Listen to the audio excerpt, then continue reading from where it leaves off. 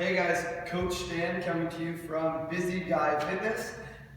So what I wanted to show you today is a great exercise for not only taking kind of like what you would work on in a side plank where it's anterior core stability, but applying this in a moving situation, so in gait when we walk, right? So this is called the Suitcase Carry.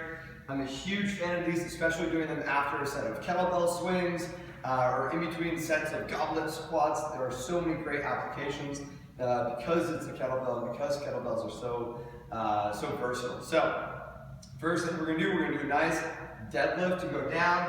We're gonna grab onto the bell, stand right on up, and it's as simple as simply walking forward, but there are a couple very important things. As we're walking, we want to make sure we don't have the bell on our body and we're kind of leaning away from it. When we do that, we're actually bracing the weight right here. We're really not doing a ton. So what you want to work on is holding that bell just a little bit away from your body so that you're going to feel those abs just turn right on. Think about getting into a really nice posture so it hits forward a little bit. Rib cage wants to be down. Shoulders want to be not rounded forward, but back just a little tiny bit. I don't want you going all crazy because your shoulders want to be back. We want to be just nice and good alignment. And even though you're holding weight in your hand, it still wants to look like you have either weight in both hands or weight in neither hand. So you're nice and straight up and down the whole entire time. Now, when we do these, a good way to do this, number one is to go lighter than you think. I think a lot of people go super heavy on these, but they end up just doing kind of like a weird, kind of leaning to the left or leaning to the right carry where they're not actually patterned in good posture. They're not putting in a very good input into their body. So we want to think about number one, going lighter than you think.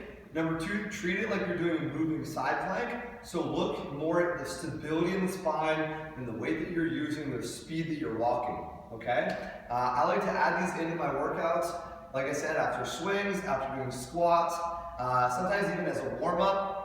But one big thing that I think is very important to remember when we do these is to make sure that we don't go super far, we don't go too short. So I like to do about 30 steps per hand, switch, nice and easy. I usually use about the length of this room, and that works out just fine. Now, what we want to do is we want to work on making sure, and the reason I said not too much is because if we go for too long, it becomes a lot easier to fatigue, and our body will find ways to make things easier. So we want this to be hard.